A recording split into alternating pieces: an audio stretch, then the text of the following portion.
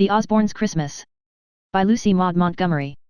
Cousin Myra had come to spend Christmas at the Firs, and all the junior Osbornes were ready to stand on their heads with delight.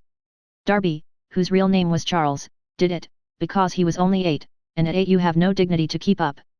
The others, being older, couldn't. But the fact of Christmas itself awoke no great enthusiasm in the hearts of the junior Osbornes. Frank voiced their opinion of it the day after Cousin Myra had arrived. He was sitting on the table with his hands in his pockets and a cynical sneer on his face. At least, Frank flattered himself that it was cynical. He knew that Uncle Edgar was said to wear a cynical sneer, and Frank admired Uncle Edgar very much and imitated him in every possible way. But to you and me it would have looked just as it did to Cousin Myra, a very discontented and unbecoming scowl. "I'm awfully glad to see you, Cousin Myra," explained Frank carefully, "and your being here may make some things worthwhile. But Christmas is just a bore, a regular bore." That was what Uncle Edgar called things that didn't interest him, so that Frank felt pretty sure of his word. Nevertheless, he wondered uncomfortably what made Cousin Myra smile so queerly. "Why, how dreadful!" she said brightly. "I thought all boys and girls looked upon Christmas as the very best time in the year." "We don't," said Frank gloomily. "It's just the same old thing year in and year out. We know just exactly what is going to happen. We even know pretty well what presents we are going to get. And Christmas Day itself is always the same. We'll get up in the morning, and our stockings will be full of things, and half of them we don't want. Then there's dinner. It's always so pokey. And all the uncles and aunts come to dinner, just the same old crowd every year, and they say just the same things. Aunt Desta always says, 'Why, Frankie, how you have grown.' She knows I hate to be called Frankie. And after dinner they'll sit round and talk the rest of the day, and that's all. Yes, I call Christmas a nuisance." "There isn't a single bit of fun in it," said Ida discontentedly. "Not a bit," said the twins, both together, as they always said things. "There's lots of candy," said Darby stoutly. He rather liked Christmas, although he was ashamed to say so before Frank. Cousin Myra smothered another of those queer smiles. "You've had too much Christmas, you Osbornes," she said seriously. "It has palled on your taste, as all good things will if you overdo them. Did you ever try giving Christmas to somebody else?" The Osbornes looked at Cousin Myra doubtfully. They didn't understand. "We always send presents to all our cousins," said Frank hesitatingly. "That's a bore, too. They've all got so many things already it's no end of bother to think of something new." "That isn't what I mean," said Cousin Myra. "How much Christmas do you suppose those little Rolands down there in the hollow have? Or Sammy Abbott with his lame back?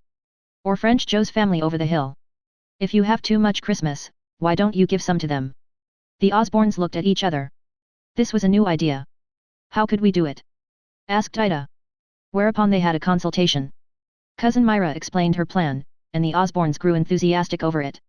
Even Frank forgot that he was supposed to be wearing a cynical sneer. "I move we do it, Osbornes," said he. "If Father and Mother are willing," said Ida. "Won't it be jolly?" exclaimed the twins. "Well, rather," said Darby scornfully. He did not mean to be scornful. He had heard Frank saying the same words in the same tone, and thought it signified approval. Cousin Myra had a talk with Father and Mother Osborne that night, and found them heartily in sympathy with her plans. For the next week the Osbornes were agog with excitement and interest. At first Cousin Myra made the suggestions, but their enthusiasm soon outstripped her, and they thought out things for themselves. Never did a week pass so quickly. And the Osbornes had never had such fun, either. Christmas morning there was not a single present given or received at the Firs except those which Cousin Myra and Mr. and Mrs. Osborne gave to each other. The junior Osbornes had asked that the money which their parents had planned to spend in presents for them be given to them the previous week, and given it was, without a word. The uncles and aunts arrived in due time, but not with them was the junior Osbornes' concern. They were the guests of Mr. and Mrs. Osborne. The junior Osbornes were having a Christmas dinner party of their own. In the small dining room a table was spread and loaded with good things. Ida and the twins cooked that dinner all by themselves.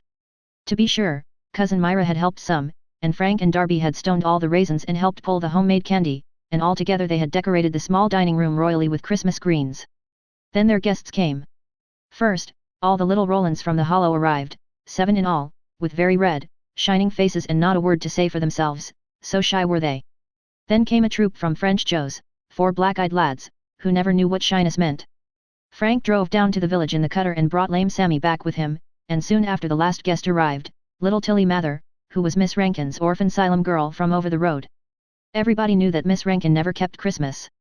She did not believe in it, she said, but she did not prevent Tilly from going to the Osbornes' dinner party. Just at first the guests were a little stiff and unsocial, but they soon got acquainted, and so jolly was Cousin Myra, who had her dinner with the children in preference to the grown-ups, and so friendly the junior Osbornes, that all stiffness vanished. What a merry dinner it was! What peals of laughter went up, reaching to the big dining room across the hall, where the grown-ups sat in rather solemn state.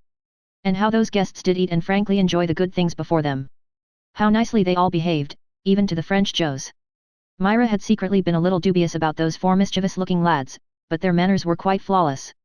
Mrs. French Joe had been drilling them for 3 days, ever since they had been invited to the Christmas dinner at the big house. After the merry dinner was over, the junior Osbornes brought in a Christmas tree, loaded with presents. They had bought them with the money that Mr. and Mrs. Osborne had meant for their own presents, and a splendid assortment they were. All the French Joe boys got a pair of skates apiece, and Sammy a set of beautiful books, and Tilly was made supremely happy with a big wax doll. Every little Roland got just what his or her small heart had been longing for. Besides, there were nuts and candies galore. Then Frank hitched up his pony again, but this time into a great pung sleigh, and the junior Osbornes took their guests for a sleigh drive, chaperoned by Cousin Myra. It was just dusk when they got back, having driven the Rolands and the French Joes and Sammy and Tilly to their respective homes. "This has been the jolliest Christmas I ever spent," said Frank, emphatically. "I thought we were just going to give the others a good time, but it was they who gave it to us," said Ida. "Weren't the French Joes jolly?" giggled the twins. "Such cute speeches as they would make." "Me and Teddy Roland are going to be chums after this," announced Darby. "He's an inch taller than me, but I'm wider." That night Frank and Ida and Cousin Myra had a little talk after the smaller Osbornes had been hailed off to bed. "We're not going to stop with Christmas, Cousin Myra," said Frank, at the end of it. "We're just going to keep on through the year. We've never had such a delightful old Christmas before." "You've learned the secret of happiness," said Cousin Myra gently. And the Osbornes understood what she meant.